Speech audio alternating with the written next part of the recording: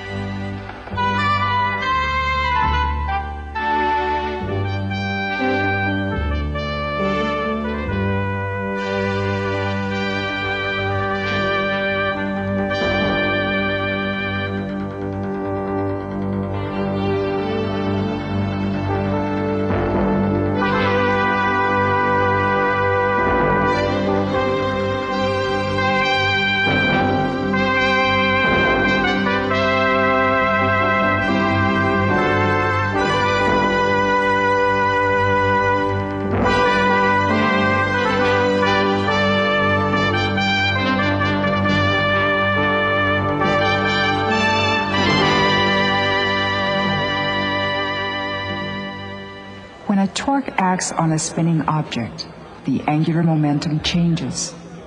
The rate of change of angular momentum is equal to the applied torque. Under the influence of a torque, a spinning object precesses. We have now mastered the three great conservation laws of mechanics. In a world that seems full of change, those three things are the same now as they've always been and always will be forever. Energy, momentum, and angular momentum.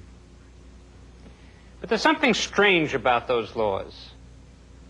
Isaac Newton, who gave us all of mechanics, never himself thought of the conservation laws. They all come directly out of his great gift to us, F equals ma, but he himself never extracted them. It's almost as if he purposely left something over for somebody else to do. There's always been another small mystery about Newton and his laws. He based his mechanics on three laws, but we only seem to use one of them. Everything we do seems to come from F equals ma. Well, I suspect those two little mysteries are actually related to each other. I think Newton may have had an inkling about conservation, and that's what his third law is really all about. Let me try to explain. Take the case of energy. Energy is never created or destroyed, but it can flow from one place to another. That's called work. Work, remember, is a force acting through a distance. But if there's a force on one body, there must always be the reverse force on another body. That's Newton's third law.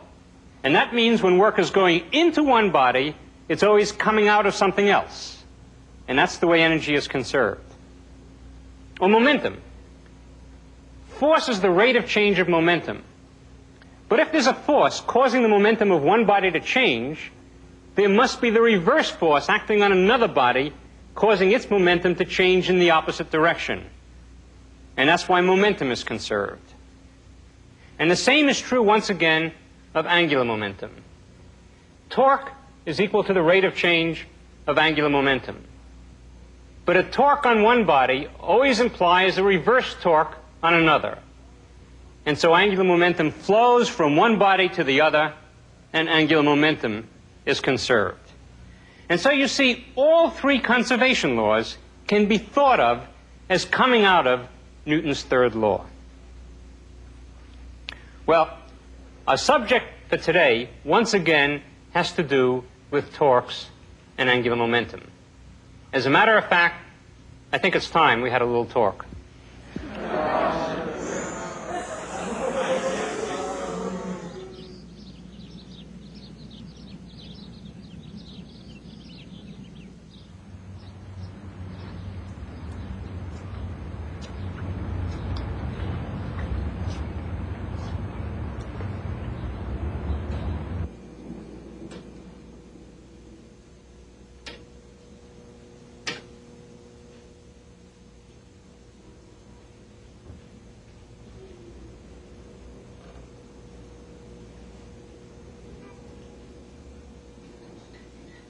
Hi, mister. Hi. I got a flat tire. You sure do. Can you fix it? Sure. Come back in about a half an hour.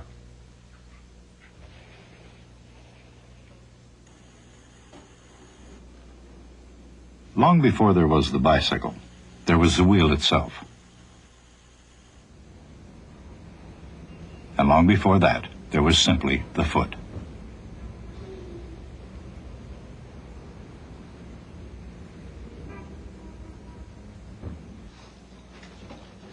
Feet transport their bearer under normal conditions and without too heavy a load, about 5 kilometers per hour.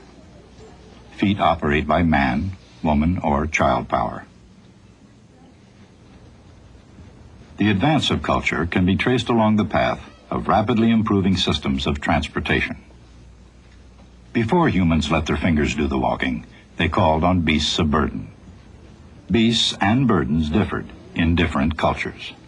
But from ancient times onward, while those who rode might have been beastly, humans had a way of steadily advancing culture, and increasingly ways to save time in their endeavors and wear and tear on their footgear. But no matter how and how far human destiny is bound to travel, it really got rolling with the wheel. About 4000 BC, the Sumerians of Mesopotamia probably invented the wheel. Theirs might have been a tree slice, or maybe flat pieces of wood tied together in a circle more or less.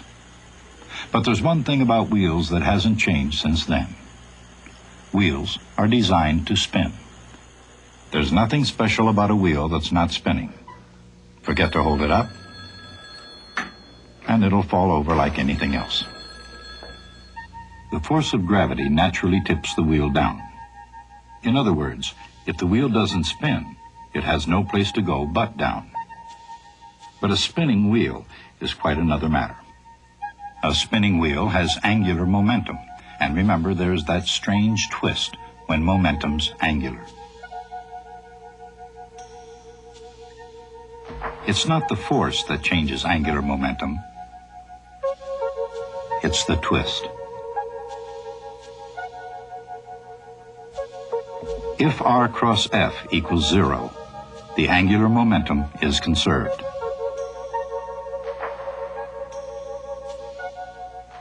Obviously, not all forces behave that way.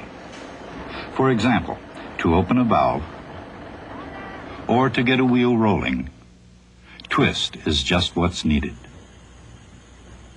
Torque is the twisting force that causes rotation, and it's equal to R cross F.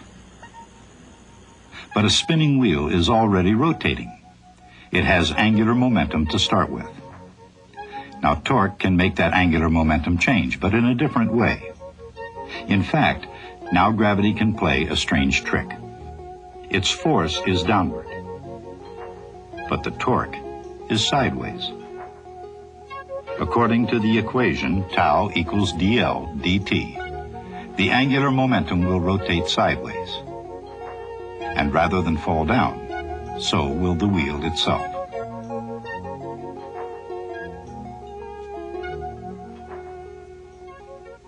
So in a roundabout way, it's easy to illustrate the fact that a spinning wheel doesn't fall. But beyond this example of life-copying animation, what's really going on here? What keeps the wheel from falling? When gravity tries to make a non-spinning wheel fall, the spokes push the top of the wheel outward rather than downward, which creates a component of velocity in the outward direction. The same thing happens at the bottom, but inward instead of outward. And the same thing happens when the wheel spins. Now, however, when the outward velocity builds up, it's at the side of the wheel, outward on one side and inward on the other.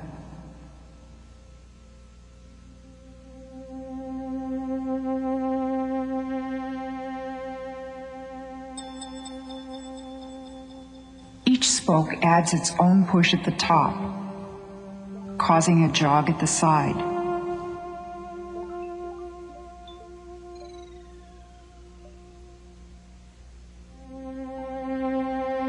So the net result isn't downward motion, it's sideways.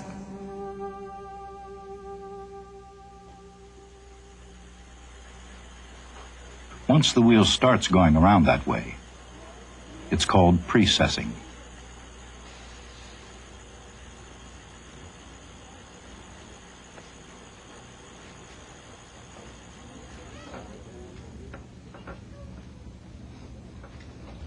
A spinning bicycle wheel and a spinning top have much in common. A non-spinning top isn't inclined to balance on its point. On the other hand, a spinning top doesn't tip over onto its side. Instead, gravity produces a different kind of motion. Precession. Whether it's spinning or not, the top acts as if all its mass were concentrated at its center, a point called the center of mass. If the top is tilted, even a little bit, the result is a torque.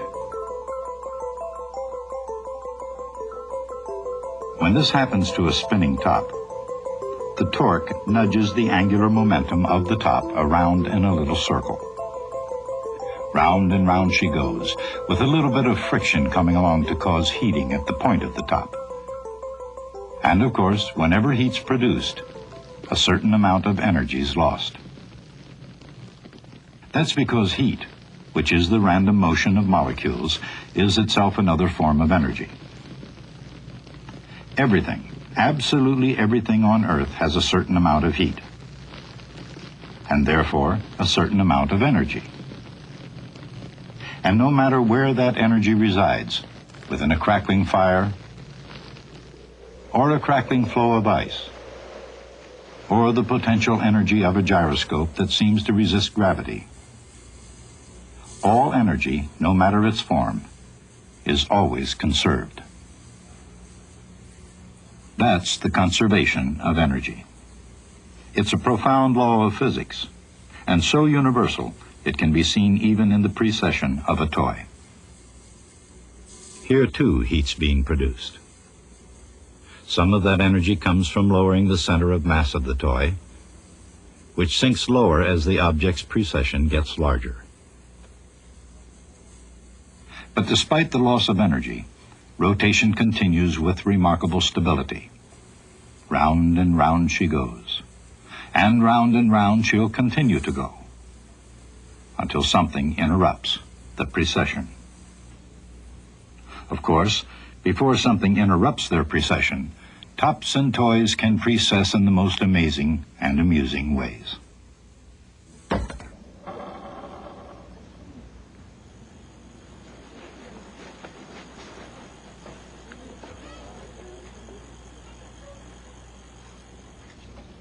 But a toy gyroscope, perhaps like the child who plays with one, can grow up to become a mature instrument of science and technology. While this gyroscope may be a lot of fun to watch, it's no toy. And it's not designed to play games. In fact, it's designed not to precess. If a gyroscope is balanced at its own center of mass, the force of gravity won't make it precess. Even if its supports swivel in all directions, the axis will remain stable and keep the gyroscope pointed in the same fixed direction. The idea here is to design a gyroscope that hardly precesses at all. And even in a toy store, the idea of a sophisticated gyroscope can have serious implications.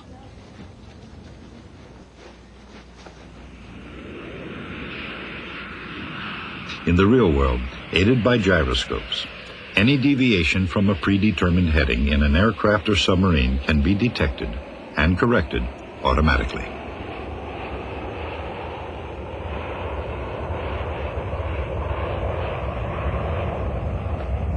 But in the old days, if a plane were to risk a polar route, it'd have a snowball's chance of finally landing on even the right continent.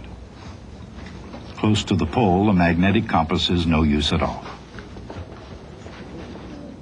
These days, set straight by gyroscopes, airlines routinely fly over the poles. The value of the gyroscope isn't limited to the poles, nor even to the atmosphere of the Earth. In outer space, where precious time and rocket fuel must be used wisely, gyroscopes are more than ever vital elements of navigation. Whether in the water of the Earth, the clouds above it, or in outer space, a gyroscope's value depends on its ability to spin in a fixed direction without precessing.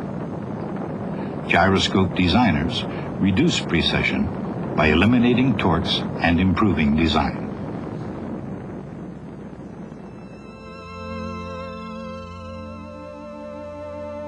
When an object precesses, the tip of its angular momentum vector moves in uniform circular motion with a constant angular speed called capital omega. Capital omega is the rate of precession. The equations of uniform circular motion say that v, the rate of change of r, is omega times r. In the same way, tau, the rate of change of L, is capital omega times L.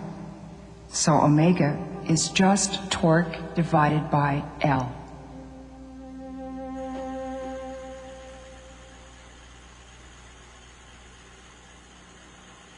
Since a good gyroscope's one that hardly precesses at all, the bike wheel isn't good for navigation. It precesses too much. Why? Torque is R cross F. Since they're perpendicular for the bicycle wheel, the magnitude is R times F. The force comes from gravity. Angular momentum is m times r cross v. All the mass is at the rim, so the magnitude of L is m times the radius of the wheel times the velocity of the rim. Since v is omega r, the precession rate is the distance to the pivot times g divided by the rotation rate of the wheel times the radius of the wheel squared.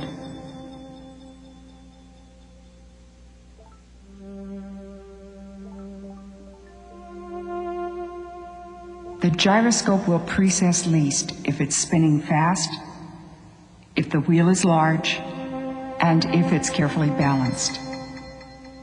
If all those factors are at work, a gyroscope holds its course extremely well. Exactly how well? They're not perfect, of course, because anything made by human hands is subject to tiny imbalances and slight imperfection, mechanical or otherwise. But the best gyroscopic guidance systems come pretty close to perfection. In fact, they feature gyroscopes that drift as little as 100 seconds of arc per day. But even that, precise as it is, isn't the best gyroscope around today. What is? What is the best gyroscope on Earth? Isaac Newton had the answer. In fact, he was the first to discover it. The best gyroscope on Earth is the Earth itself. The Earth, as Newton knew, spins on an axis that's tilted at 23 1/2 degrees with respect to the perpendicular to the plane of the ecliptic. That is, the plane of the Earth's orbit around the Sun. In other words, as seen from the Earth, the Sun seems to be orbiting in a plane tilted 23 1/2 degrees to the plane of the equator, and twice a year the Sun passes directly through the plane of the equator. These points, where the Sun intersects the plane of the equator, are called the equinoxes, meaning day and night have equal length. and these points have long been vital to astronomers. From the earliest nights, astronomers have observed the phenomenon of the equinoxes. The Chinese, the Greeks, the Babylonians, and the Turks, across time and within the greatest civilizations, they shared a fascination for the equinoxes, which were used to mark the exact moments of seasonal change. The Egyptians, the Mayans, all the ancient world, however different their lands might have been, they shared the same sky. And whatever differences their religions might have had, ancient astronomers looked toward the heavens with something in common. In one way or another, they calculated the precise position of the equinoxes. But even heavenly looks were deceiving. The equinoxes are not fixed in the heavens. They drift, a bit each year, very slowly, to the west. And in the precise perpendicular direction, though this went unnoticed for thousands of years, the pole star seems to drift as well. Nonetheless, ancient astronomers viewed the pole star differently. They saw it as fixed in place, absolutely and eternally, like a cosmic myth. In China, it was respected as a goddess, with the power to prolong life itself. Arabic scholars viewed the star as an evil one. They believed the North Star had slain the great warrior of the sky, who forever after lay in a cosmic coffin, outlined in sparkling detail by the Big Dipper. But for all the movement and mythology surrounding it, Polaris has had its practical aspects for centuries. Known as the lodestar, the steering star, and the ship star, it helped sailors navigate all the shining seas.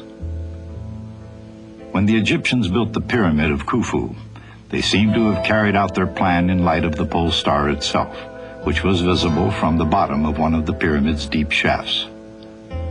3,000 years before Christ, however, the pole star wasn't the Polaris it is today. The Egyptians called it Thuban, and it was a different star. Across the sands of time and careful charts of astronomy, Polaris is inching even closer to the pole, where it will come closest in the 22nd century. The drift of the pole star is related to the precession of the vernal equinox. Tonight, the vernal equinox is in the constellation Pisces, and it's slowly moving toward the constellation of Aquarius, which means that, contrary to certain revolutionary notions of the 1960s, the age of Aquarius won't come into play for 400 years. In any case, 400 years ago, the most revolutionary man on the scene was Nicholas Copernicus.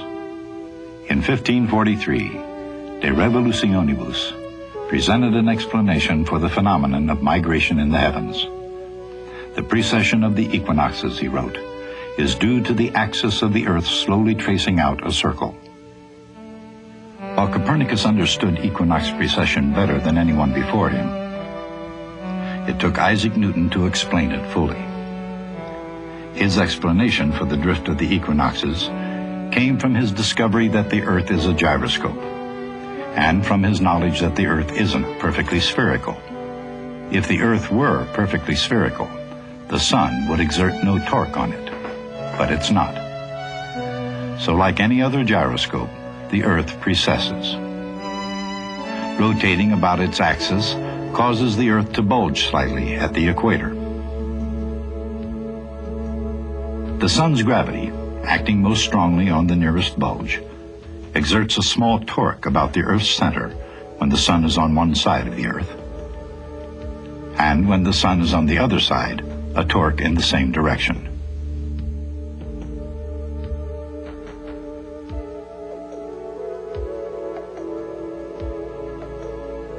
The torque is tiny, but it's enough to make the Earth's axis of rotation precess very slowly. Very slowly indeed. One complete loop takes about 26,000 years.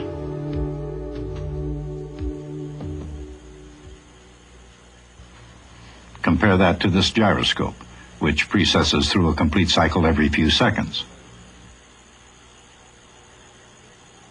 Compared to the Earth, a bike is no match as a gyroscope.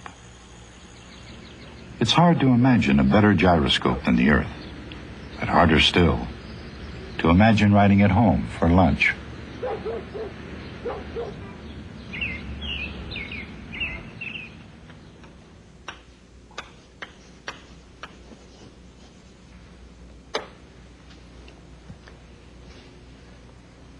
The gyroscope is a strange and beguiling instrument.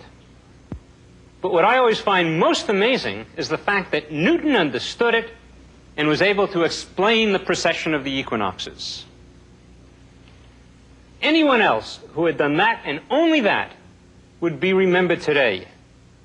But for Newton, it's lost in the welter of his accomplishments. Newton had a younger friend named Edmund Halley.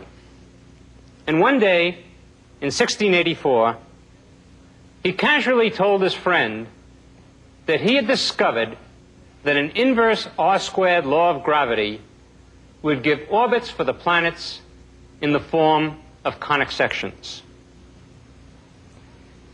It's hard to imagine Halley's reaction to that revelation.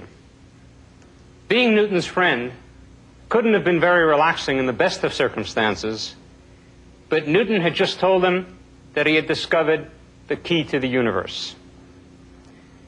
Halley prevailed upon his friend to publish his discovery, which Newton ultimately did. And it turned out to be true. Newton had discovered the key to the universe. And we'll turn that key next time. Precession is the result of a torque applied to a spinning object. The rate of precession is determined by the angular momentum of the object and the torque. The Earth itself is a gyroscope, precessing under the torque applied by the Sun.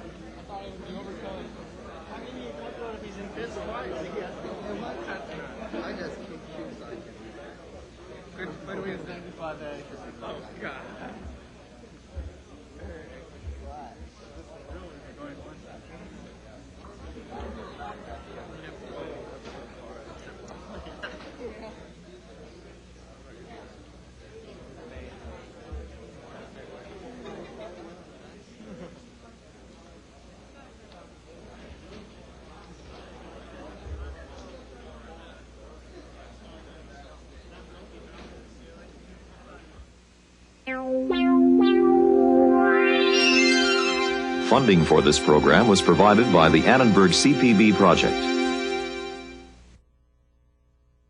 To learn more about the Annenberg CPB channel series and workshops for teachers, how to take them for credit, how to buy them on video cassette, call 1-800-LEARNER and visit us at www.learner.org/channel. The Annenberg CPB channel.